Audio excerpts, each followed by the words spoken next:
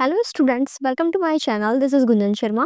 आज के इस वीडियो के अंदर हम बात करने वाले हैं रीट एग्ज़ाम 2025 के लिए आपको जो लैंग्वेज वाला पोर्शन है वो किस तरीके से तैयार करना है, कहाँ से पढ़ना है, कैसे पढ़ना है, कितना टाइम देना है आपको लैंग्वेज वाले पोर्शन के लिए, कहाँ से आपको क्वेश्चंस लगाने हैं एंड जो लास्ट टाइम पर इस वीडियो को देख रहे हैं तो उन लोगों को कितना पढ़ना है कि आपका रीट पात्रता परीक्षा क्लियर हो जाए। इन्हीं सब टॉपिक्स पर आज की वीडियो है लैंग्वेज वाले पोर्शन के लिए। तो आज मैं इस वीडियो के अंदर जो आपको बातें बता रही हूँ वो है हिंदी एंड संस्कृत लैंग्वेज के लिए, क्योंकि mostly students Hindi and Sanskrit language ही लेते हैं जो कि हिंदी मीडियम से होते हैं। बाकी इंग्लिश को आपको कैसे तैयार करना है उसके लिए फिर मैं अलग से वीडियो लेकर आऊँगी। ठीक है, तो यहाँ पर आज का ये video Hindi and Sanskrit language वालों के लिए रहेगा, जो कि आपका 30 नंबर का है और उसमें 20 नंबर का तो आपका ग्रामर वाला पोर्शन है एंड 10 नंबर का आपका पेडागोजी वाला पोर्शन है। तो ग्रामर वाले पोर्शन को कहाँ से करना है, पेडागोजी वाले को कहाँ से करना है, पूरी चीज़ें हम इस वीडियो में डिस्कस करेंगे। आपको पूरा वीडियो देखना है ताकि आपका एक माइंडसेट अच्छे से बैठ पाए कि आपको लैंग्वेज वाले पोर्शन को कैसे पढ़ना है। तो देखो, दो तरीके के स्टूडेंट्स होते हैं। पहले वो जिनके पास नोट्स है, ऑलरेडी उन्होंने कहीं से क्लासेस ले रखी है, नोट्स पढ़े हुए हैं। दूसरे वो जिनके पास नोट्स नहीं है, कोई बुक ढूंढ रहे हैं या फिर बुक ऑलरेडी उन्होंने परचेज कर ली है।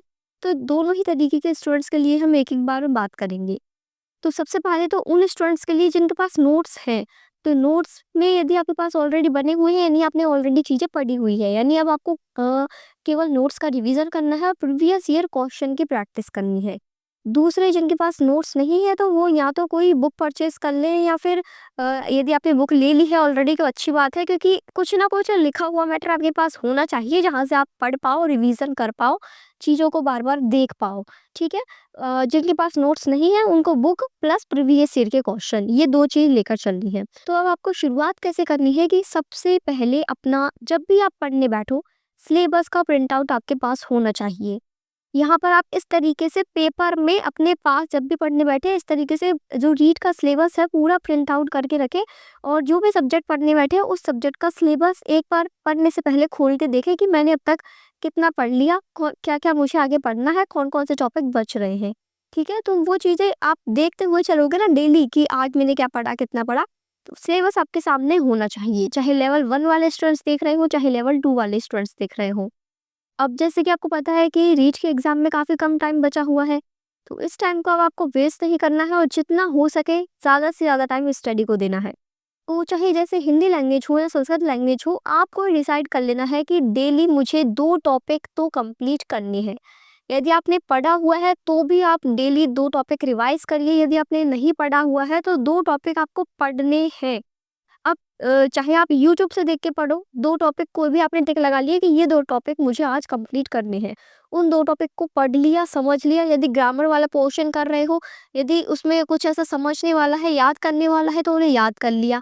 फिर उसके बाद आपको लगाने हैं उन्हीं टॉपिक के प्रीवियस ईयर के क्वेश्चन। अब देखो, हिंदी सब्जेक्ट कोई ऐसा तो है नहीं कि जिसके अंदर आपको चीज़ें समझनी पड़े। जैसे मैथ्स के अंदर कॉन्सेप्ट पहले समझने होते हैं फिर क्वेश्चन सॉल्व करते हैं, हिंदी में तो चीज़ें रटनी है, याद करनी है। तो एक बार आपने पढ़ी, ठीक है, दिमाग में बैठी और फिर आपको उसके बाद उसके क्वेश्चन सॉल्व करने हैं।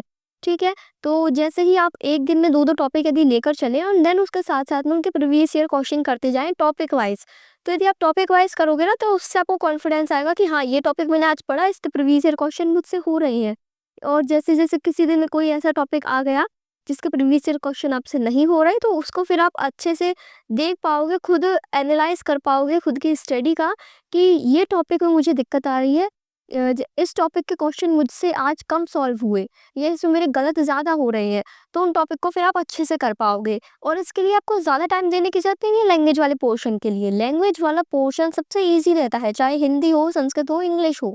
लैंग्वेज वाले पोर्शन के लिए आप दिन में केवल 1 डेढ़ घंटा, मतलब 1 घंटा भी एनफ है, क्योंकि इसमें बहुत ही ईज़ी रहते हैं, जल्दी हो जाता है, पढ़ने में भी जल्दी आ जाता है, टॉपिक छोटे-छोटे से हैं। ठीक है? तो 1 दिन में 1 या डेढ़ घंटे आप लैंग्वेज वाले पोर्शन के लिए निकालिए। देन उसमें 2 टॉपिक आपको लेके चलने हैं, 2 टॉपिक आपने करे, उन 2 टॉपिक के प्रीवियस ईयर के क्वेश्चन लगा लिए। अब देखो, यदि आपके पास ऐसी बुक है जिसमें रीट के पुराने पिछले साल के प्रीवियस ईयर के सारे पेपर हैं, तो फिर वो तो हो गया पूरा पेपर। लेकिन यदि आपको टॉपिक वाइज़ जैसे क्वेश्चन चाहिए ना कि हर टॉपिक के टॉपिक वाइज़ क्वेश्चन मिल जाए, तो इस तरह की भी जैसे दिशा पब्लिकेशन की एक बुक आती है, तो उसमें क्या है कि हर सब्जेक्ट की बुक आती है, हिंदी के लिए, मैथ के लिए, इंग्लिश के लिए। तो उसमें आपको जैसे हिंदी की आप बुक खरीदोगे, तो हिंदी के जितने भी प्रीवियस ईयर के क्वेश्चन राजस्थान के एग्जाम्स के अंदर पूछे गए हैं ना, टॉपिक वाइज उसमें बुक के अंदर मिल जाते हैं।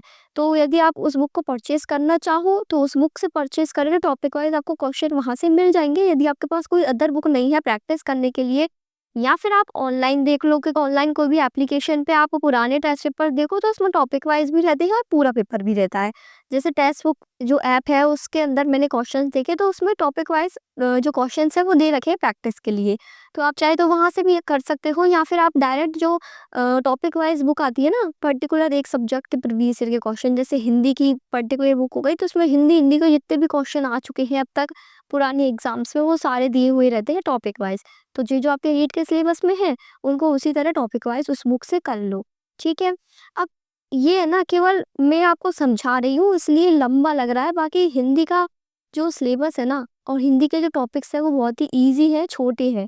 आप डेली के 1 घंटे में यदि दोगे तो 2-2 टॉपिक आराम से आपके कंप्लीट हो जाएंगे और आपका पूरा सिलेबस कंप्लीट हो जाएगा एग्जाम से पहले भी। वो भी क्वेश्चन प्रैक्टिस के साथ, यानी आप उन्हीं क्वेश्चंस की ज़्यादा से ज़्यादा प्रैक्टिस करना जो कि प्रीवियस ईयर में आए हुए हैं, ताकि आपको एज़ इट इज़ वहाँ पर क्वेश्चन देखने को मिल जाएंगे।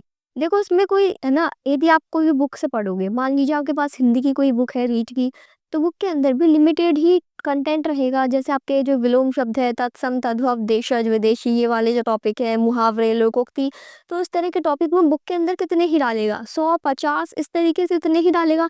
नहीं, वो टॉपिक है जिनके अंदर आप जितना ही पढ़ लो तो ये तो बहुत सारे हैं, कहाँ तक याद करोगे। तो इससे अच्छा होगा कि जो प्रीवियस ईयर क्वेश्चन में आए हुए हैं ना, उन्हीं की ही प्रैक्टिस कर लो कि कौन कौन से क्वेश्चन आ चुके हैं इन टॉपिक से। ये जो ग्रामर वाले पोर्शन है ना, इनके यदि आप प्रीवियस ईयर क्वेश्चन भी कर लोगे तो आपके कॉन्सेप्ट भी क्लियर हो जाएंगे, चीज़ें याद भी होती रहेगी। जैसे जैसे आप क्वेश्चन सॉल्व करोगे, अच्छा ये क्वेश्चन इस टॉपिक से आया हुआ है, तो वो टॉपिक फिर आप दोबारा से, जैसे क्वेश्चन नहीं बना तो उसको नोट्स में देखो कि इस टॉपिक में क्या था, तो वो टॉपिक, वो कॉन्सेप्ट आपका ग्रामर का क्लियर होता जाएगा। साथ में आपके प्रीवियस ईयर के क्वेश्चन की प्रैक्टिस हो जाएगी। और ये प्रीवियस ईयर के क्वेश्चन इतने इंपॉर्टेंट रहते हैं कि आपको मतलब इन्हीं में से ही क्वेश्चन देखने को मिल जाएंगे पात्रता परीक्षा के अंदर। तो ये तो हो गया ग्रामर वाला पोर्शन। ग्रामर के आप 2-2 टॉपिक डेली कर लो। इसी तरीके से अब जिनका पेडागॉजी वाला पोर्शन है, यानी जिनका ग्रामर ऑलरेडी पढ़ा हुआ है, पेडागॉजी वाला पोर्शन बच रहा है, तो पेडागॉजी के लिए या तो यदि आपने बुक खरीद रखी है तो ऑलरेडी आप बुक से पढ़ोगे और साथ में प्रीवियस ईयर के क्वेश्चन करोगे। लेकिन यदि आपके पास पेडागॉजी के नोट्स भी नहीं है, बुक्स भी नहीं है, तो हिंदी की पेडागॉजी और संस्कृत की पेडागॉजी के लिए जैसे ये इसमें ना गिने-चुने 5-6 टॉपिक्स रहते हैं, कोई ज़्यादा बड़ा तो है नहीं पेडागॉजी का सिलेबस, तो इनको आप यूट्यूब से भी कवर कर सकते हो। मैंने एक वीडियो बनाई थी टीचिंग मेथड्स वाली, जिसके अंदर मैंने हर सब्जेक्ट के जो प्लेलिस्ट है ना यूट्यूब पे, जैसे 15-20 वीडियो के एक प्लेलिस्ट रहते हैं, उसमें पूरा पेडागॉजी कवर कर देते हैं। तो उन वीडियोज़ को आप देख लो, उन टॉपिक्स को वहाँ से समझ लिया, क्लासेस वगैरह देख ली यूट्यूब से, और फिर चाहो तो जो पेडागॉजी वाला पोर्शन है उसका यूट्यूब से देख के ही खुद के शॉर्ट नोट्स बना लो कि हाँ, ये मैंने इस वीडियो में पढ़ा। ये चीज़ें, जो ऑलरेडी चीज़ें पता है उनको तो लिखने की कोई ज़रूरत नहीं है, जो नई चीज़ें लगे उनको लिख लो, ठीक है? ताकि उन्हीं नोट्स का फिर आपने एक बार लिख लोगे ना, तो उनको 2-3 बार पढ़ लोगे, याद हो जाएगा। पेडागॉजी ईज़ी है, पेडागॉजी चाहे आप हिंदी की पढ़ो, इंग्लिश की पढ़ो, संस्कृत की पढ़ो, या फिर अदर आपका कोई सब्जेक्ट वाला पोर्शन है उसकी पेडागॉजी पढ़ो। पेडागॉजी में आपका 80% जो टॉपिक्स अंदर का कंटेंट रहता है ना, वो सेम ही रहता है, क्योंकि शिक्षण विधियाँ सेम है, पढ़ाने के जो मेथड्स हैं वो सेम है, केवल सब्जेक्ट की वजह से थोड़ा-थोड़ा सा डिफरेंस आ जाता है। जैसे हिंदी में कुछ 2-3 टॉपिक अलग से आपको पढ़ने पड़ेंगे, ऐसे ही साइंस, मैथ, ईवीएस, इस तरीके से सब्जेक्ट के बेसिस पे थोड़ा-सा पेडागॉजी का पोर्शन एक्स्ट्रा होता है, बाकी पेडागॉजी सभी सब्जेक्ट्स का कॉमन रहता है। यानी आपने एक बार पेडागॉजी किसी भी सब्जेक्ट की आपने पढ़ ली ना, ये समझ लो 80% पेडागॉजी आपने सभी सब्जेक्ट की पढ़ ली। इस तरीके से फिर आप पेडागॉजी वाला पोर्शन भी कवर करके, और रीट के जो प्रीवियस ईयर के पेपर्स हैं, अब देखो पेडागॉजी के लिए जैसे मैंने आपको बताया कि हिंदी, इंग्लिश, इस तरीके से इनके प्रीवियस ईयर क्वेश्चन की बुक आती है, तो पेडागॉजी की कोई अलग से बुक नहीं है। पेडागॉजी के लिए सिर्फ आप जैसे रीट के पुराने पेपर्स हैं उनको सॉल्व कर लोगे, तो वो भी एनफ है। वहाँ से आपको आइडिया लग जाएगा कि पेडागॉजी में किस तरीके के क्वेश्चन बन रहे हैं। बाकी आप जैसे कोई भी ऑनलाइन एप्लीकेशन पर टेस्ट की ज़्यादा से ज़्यादा प्रैक्टिस करें, जिससे आपको क्वेश्चंस का आइडिया लगे। यदि आप चाहते हैं कि एग्जाम में आपके क्वेश्चंस गलत ना हो, तो आपको ज़्यादा से ज़्यादा क्वेश्चन की प्रैक्टिस करनी है। अब प्रीवियस ईयर क्वेश्चन आपकी मर्जी है कि आप कोई बुक परचेस कर लो, जैसे प्रीवियस ईयर क्वेश्चन की भी बुक आती है, तो बुक में से आप पेपर अपने सॉल्व करें, या फिर ऑनलाइन एप्लीकेशंस पर आपको ये पेपर्स हैं उनके टेस्ट मिल जाते हैं प्रैक्टिस करने के लिए, तो ऑनलाइन भी आप देख सकते हो। वो आपके ऊपर है कि ऐसे आपको प्रैक्टिस करनी है, लेकिन एग्ज़ाम से पहले सारे के सारे प्रीवियस ईयर के क्वेश्चन हो जाने चाहिए। क्योंकि ये समझ लो, जो इस वीडियो को लास्ट टाइम पे देख रहे हैं ना, बिल्कुल जैसे अब एग्ज़ाम्स आने वाले हैं और अब इतना कुछ पूरा सिलेबस शुरू से पढ़ने का टाइम नहीं है, 2-2 टॉपिक पढ़ने का टाइम नहीं है, अब तो बस एक बार रिवीजन करना है जो भी है इसका सिलेबस। तो उन स्टूडेंट्स को सबसे पहले अपना पीवाईक्यू कंप्लीट करना है हर सब्जेक्ट का, चाहे हिंदी हो, इंग्लिश हो, संस्कृत हो। पीवाईक्यू आपने कर लिया, ये समझ लो पात्रता परीक्षा आपका पास हो जाएगा। मैं ये नहीं कह रही कि आप लास्ट टाइम पे पढ़ के अच्छे मार्क्स लेकर आ सकते हो, लेकिन आप लास्ट टाइम पे पढ़ के पास कर सकते हो यदि आपने पीवाईक्यू भी सारे कर लिए। और जितने भी, चाहे आपका पेडागोजी वाला पोर्शन हो, ग्रामर वाला पोर्शन हो, हर सब्जेक्ट के लिए पीवाईक्यू वेरी वेरी इंपॉर्टेंट। तो आज के इस वीडियो के अंदर हमने कवर किया कि आपको हिंदी वाला लैंग्वेज कैसे पढ़ना है। सेम यही कॉन्सेप्ट आपका संस्कृत वाले लैंग्वेज के लिए रहेगा पढ़ने के लिए, क्योंकि ये चीज़ें आपने ऑलरेडी पढ़ी हुई है। 10th क्लास तक आपने ग्रामर, जो हिंदी की ग्रामर है या फिर संस्कृत की ग्रामर है, बहुत ही अच्छे से पढ़ी हुई है। केवल एक बार चीज़ें फिर से बस आँखों के आगे से गुजरनी चाहिए और वो आपको पूरी वापस से रिकॉल हो जाएगी, याद आ जाएगी, और फिर आपको बस क्वेश्चन की प्रैक्टिस करनी है, ठीक है? इसके अलावा यदि आपको कोई भी डाउट है, कोई भी क्वेश्चन है, तो आप कमेंट सेक्शन में पूछ सकते हैं। Thank you for watching this video. Please share this video to more REET aspirant students. Thank you for watching.